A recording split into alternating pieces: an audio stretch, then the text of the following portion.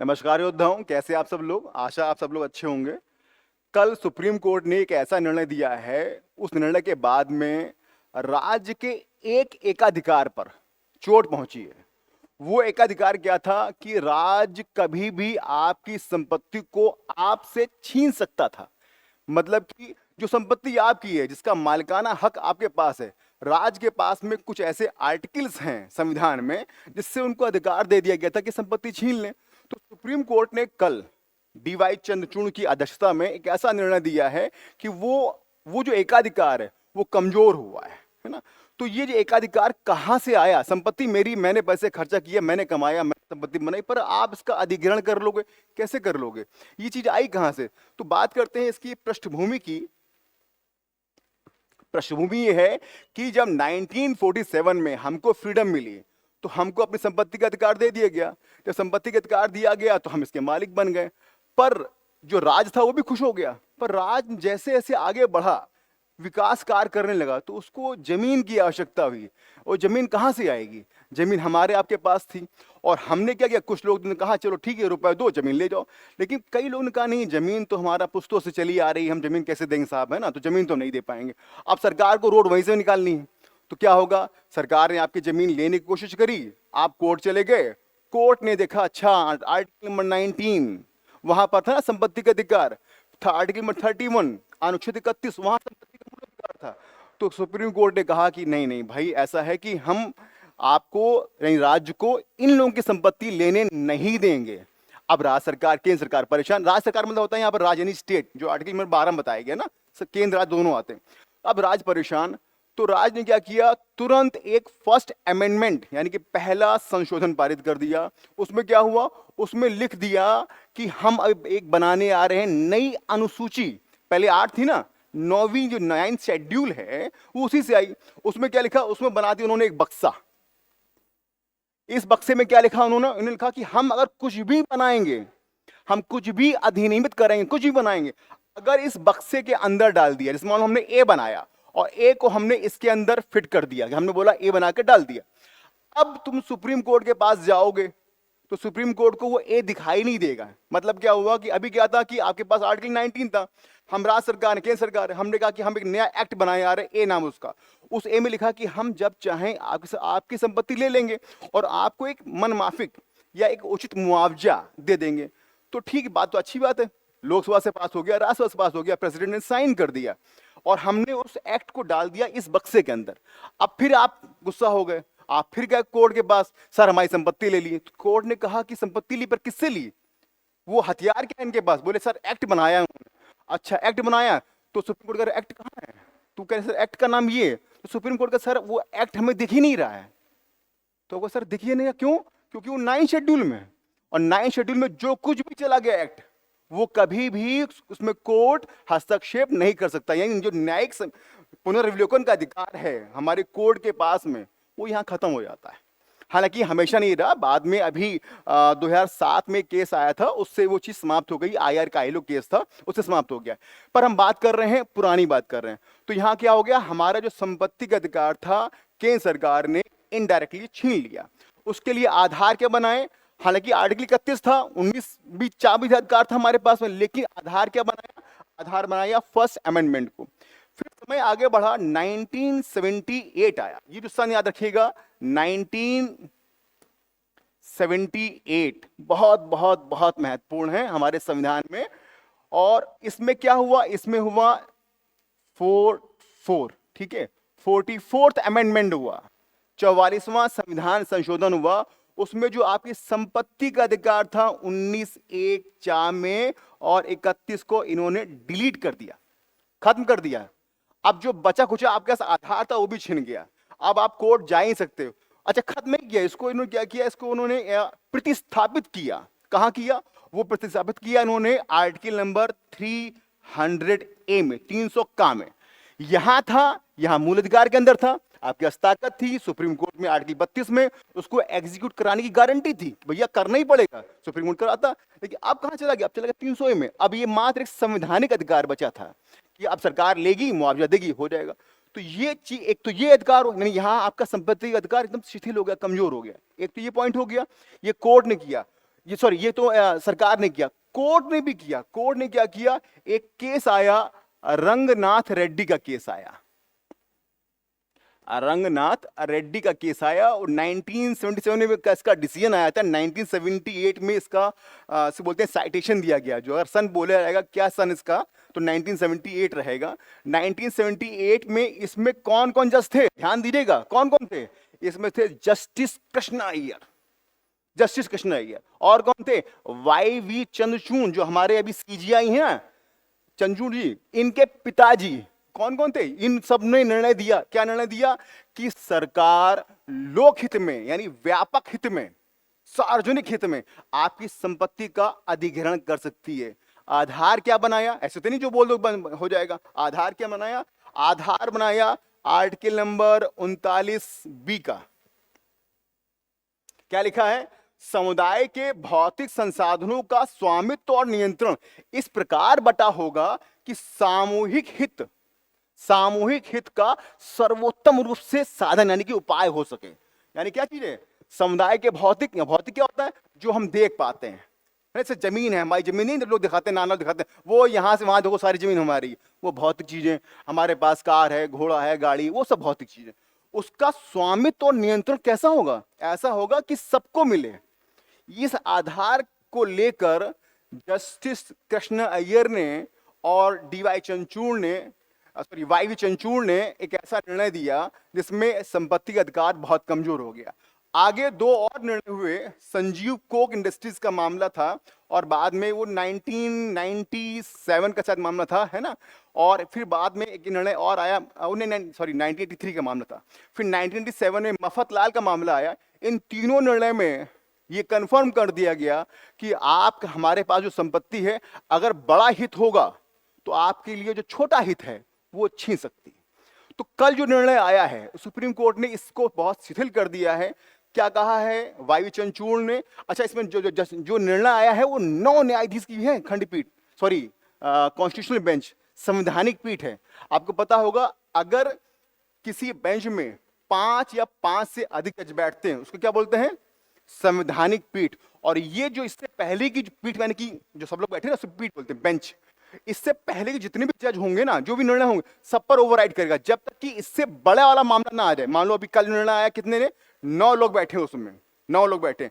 अगर इस निर्णय को ओवर रूल करना होगा, पलटना हो, तो क्या होगा? कम से कम 10 जज बैठे दोबारा, तब हो पाएगा। नहीं तो ये जब तक 9 जज बैठेंगे, और इतने जज बहुत कम बैठते हैं, है ना। आपको पता होगा 1973 में 24 अप्रैल 1973 में केशवन भारती का निर्णय आया था।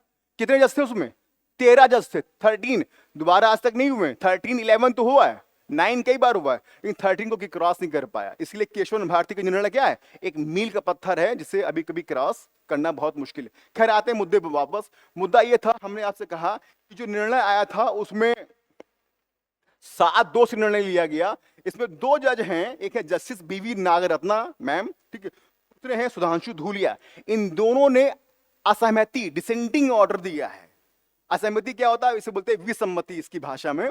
उसमें क्या बताया गया? बताया गया कि हाँ, हमसे सहमत नहीं, क्योंकि वाई चंद्रचूड़ ने जब निर्णय दिया कल, उसमें कुछ ऐसी टिप्पणी कर दी है।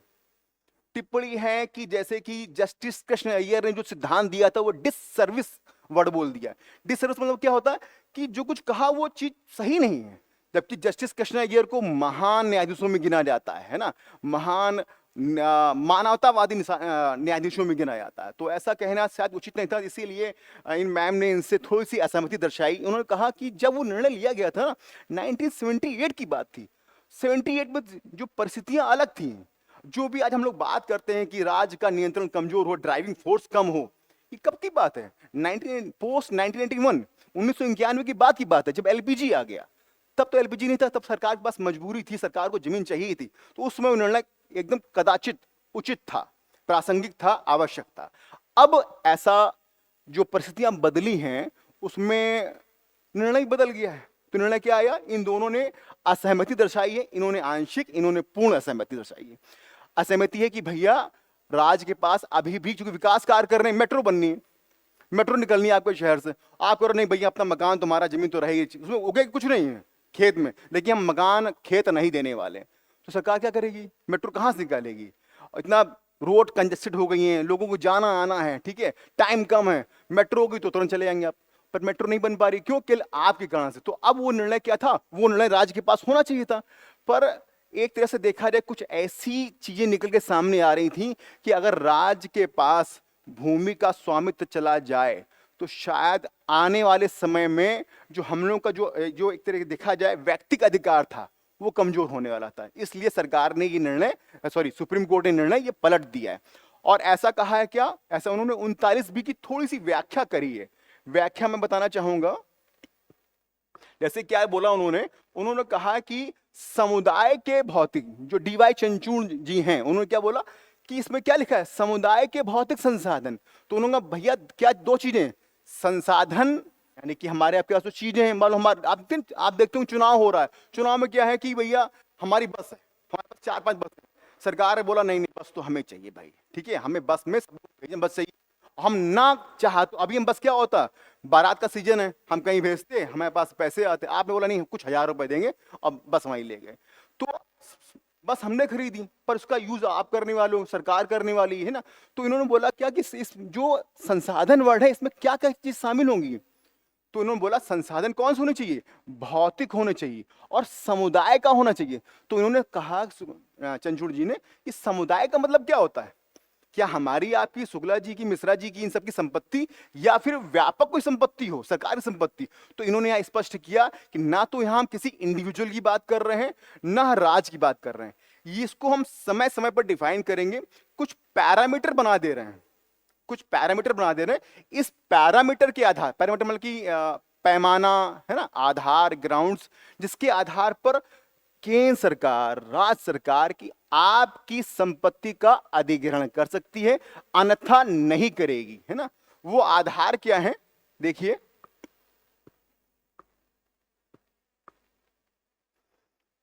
आधार है कि संसाधन जो सरकार चाह रही है उसकी प्रकृति क्या है। जैसे मान लो चुनाव होना है, ठीक है, चुनाव होना है तो सरकार को बस चाहिए चाहिए भाई, इतने व्यापक रूप से पूरे बड़े स्तर पर चुनाव होना है तो इतने इतने कहाँ का व्हीकल बनाएंगे क्या कि चुनाव के लिए व्हीकल बस बनाई जाएगी? तो आपकी व्हीकल ले ली, तो प्रकृति। दूसरा वहां पर क्या है, इसकी विशेषताएं। हम विशेषताएं देखेंगे, जैसे मान लो कहीं पर कोई एक मेले का आयोजन हो रहा है, मेले का आयोजन हो रहा है तो सरकार चाह रही है कि यहाँ पर मेला लगाया जाए और यहाँ पर एक क्राउडिंग इफेक्ट, क्राउडिंग लाया जाए, क्राउड लेके आया जाए।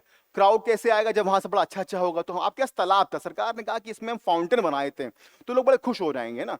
आप कहीं तालाब में देंगे, पर सरकार कह रही नहीं, देखिए उसकी आवश्यकता है, प्रकृति ऐसी है, तो आप दे दीजिए। तो अब यहाँ पर वो आप यदि कोर्ट के पास जाएंगे तो कोर्ट कहेगा नहीं, सरकार की बात जायज लग रही है। अगर मान लो कोई आवश्यकता नहीं, कोई मेला नहीं, कुछ नहीं, सरकार के तालाब दे दो, तो कोर्ट मना कर देगा। तो क्या दिखा रहेगा? संसाधन की विशेषताएं। तीसरा क्या? तीसरा समुदाय की भलाई पर संसाधन का प्रभाव, कि कितना भलाई हो पा रही है। जैसे अभी आपको जो एग्जांपल दिया, मेले की एग्जांपल दिया, मेला मतलब क्या है? ये घूमना फिरना नहीं है। मेला मतलब है कि बहुत सारे लोगों की आजीविका आती है उससे, है ना। जो भी वहां पर ठेले पे लगाते हैं, झूला लगाते हैं, है ना, बहुत सारे सामान लोग खरीदते हैं। तो पूरा एक दिखा जाए इकोनॉमिक्स वहां पर, तो एक बड़े स्तर की बात की जा रही है। तीसरा चौथा क्या? संसाधन की कमी, और कहीं ऐसा ना हो सरकार कुछ अधिग्रहण ऐसा कर ले जिससे जो प्राइवेट प्लेयर्स हैं, जो बड़े बड़े जिनके पास पैसा है, उन्होंने कहा कि ऐसा करते हैं, पता नहीं मेट्रो अभी उस गांव से निकल तो नहीं रही है, बस का अधिग्रहण अभी लोग आराम से बेच देंगे, 100 रुपए में बेच देंगे, ले लो। और जब आज से 10 साल बाद मेट्रो निकलेगी, ये संपत्ति करोड़ों की होगी। तो ऐसा तो नहीं जो सरकार जो आपकी संसाधन का अधिग्रहण करने जा रही है वो किसी प्राइवेट प्लेयर के लाभ के लिए है। तो ये कुछ मानक हैं। सर ने कहा कि अगर ये मानक पूरे हो जाते हैं, ये पैरामीटर पूरे होते हैं, तो ठीक है, सरकार अधिग्रहण कर सकती है। अर्थात अधिग्रहण अभी भी कर सकती है, लेकिन अब ये मानक पूरे करने होंगे, मैंडेटरी रूप से, आज्ञापक रूप से, आवश्यक रूप से। ठीक है, बात समझ आ रही हो आपको? अब नेक्स्ट बात करते हैं, इससे प्रभाव क्या होगा? क्या कुछ बदलाव होगा? हाँ, बदलाव होगा। बदलाव होगा सरकार पर। जो सरकार का जो मनमानापन था, है ना, आपने सुना होगा वो जो टप्पा वाला अलीगढ़ के पास हुआ था, सिंगूर में हुआ था, नंदीग्राम में हुआ था। तो जो सरकार का जो मनमानापन है उस पर अंकुश लगेगा, है ना। सरकार की जो जवाबदेही है, संपत्ति मेरी है तो हम जवाब दे पाए, बता पाए भैया कि क्यों ले रहे हो संपत्ति हमारी, है ना, हमारी दादा की पुश्तों की जमीन है, आप ले रहे हो, क्यों ले रहे हो? तो वो जवाबदेही वाली बात है, स्पष्ट लाभ होगा। ठीक है, सरकार का जो लाभ बताना पड़ेगा। पहले क्या था, हम जैसे अभी आपको हमने एग्जांपल दिया कि मेट्रो 20 साल बाद निकलनी है, अभी संपत्ति का अधिग्रहण कर लो, तो बोलो ना ना ना ना, बताओ क्या लाभ होने जा रहा है, अभी क्या लाभ होने जा रहा है। संपत्ति ले रहे हो, मेट्रो निकलेगी, कब तक निकलेगी, इसका डीपीआर क्या है ना, डीपीआर होता है डिटेल प्रोजेक्शन रिपोर्ट, इसका डीपीआर क्या है, सब बताओ वहां सारी चीजें। अब आकलन कठोर होगा, मनमाना पर नहीं होगा कि हाँ मेरा हिसाब बना के दे दिया, कोई ना कोई कमेटी इसकी जांच करेगी, ठीक है। और इसके लिए अच्छा ये पॉइंट 2 है, इसलिए लिखे कि अभी सरकार संपत्ति का अधिग्रहण किससे कर रही है, भूमि अधिग्रहण कानून 2013 से कर रही है ना, इससे कर रही है। तो इसमें जो भी अनियमितताएं हैं, जो भी फ्लॉज हैं, जो भी कमियां हैं, लैकुनाज हैं, उसको अब वहां पर जांचना पड़ेगा और इसमें अमेंडमेंट करना पड़ेगा। और लास्ट पॉइंट मैंने लिखा है राष्ट्रीयकरण। इसका मतलब क्या है कि जो सरकार के पास अभी था ना हथियार कि हम किसी का भी राष्ट्रीयकरण कर सकते हैं, वो जो हथियार है वो शिथिल हो गया है, उसको चोट पहुंची है ना, वो कमजोर हो गया है। अगर बात करें हमें आपको जो इंडिविजुअल हैं उनको क्या फायदा हुआ है, तो अब क्या है कि अब यदि कोई जमीन का किसी भी चल अचल संपत्ति का सरकार अधिग्रहण करेगी तो उसके लिए उनको बहुत पारदर्शी न्यायपूर्ण प्रक्रिया बनानी पड़ेगी, बताना पड़ेगा, सब कुछ पता होगा। जैसे नहीं आरटीआई में होता है, हमें पता है कि आप अधिकार क्या दे रहे हो, कैसे क्या चीज, सब कुछ पता है, तो वो आपको यहां बताना पड़ेगा। व्यापक विमर्श होगा, विमर्श अभी भी होता है, कभी कोई एक्ट बनता है तो राय ली आती है, लेकिन वो राय के लिए अखबार में आता है कि भैया अपनी राय भेजो। कुछ चुनिंदा लोग जो होते हैं बहुत बौद्धिक स्तर के, वो भेजते हैं, बाकी हम लोगों को पता भी नहीं लगता है कॉमन पर्सन को। अब व्यापक विमर्श होगा बड़े स्तर पर, और जो पहले बताया इसका आकलन कठोर होने वाला है ना। तो एक तरह से देखा जाए अब एक्चुअल में आपको संपत्ति का अधिकार फिर से मिल गया है।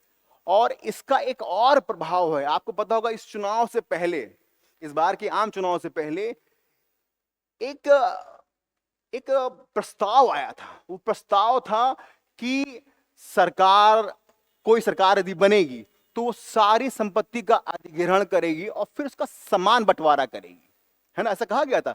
उसको चोट पहुंच गई है, उसको अब रोक दिया गया कि अब सरकार ऐसा नहीं कर सकती है ना। तो आप कह सकते हैं कि हम लोगों की जो संपत्ति का अधिकार है, जो article number 39B directive principles के माध्यम से कमजोर किया गया था, उसको फिर से थोड़ा सा और न्याय संगत बनाया गया है, ठीक है। ये था आज की क्लास में। अगर आपको इसमें कोई डाउट हो, कुछ भी हो, तो कमेंट बॉक्स में जरूर लिखें और हमें बताएं, हम इसका उत्तर जरूर देंगे। धन्यवाद, शुभकामनाएं, ऑल द बेस्ट। ठीक है सर।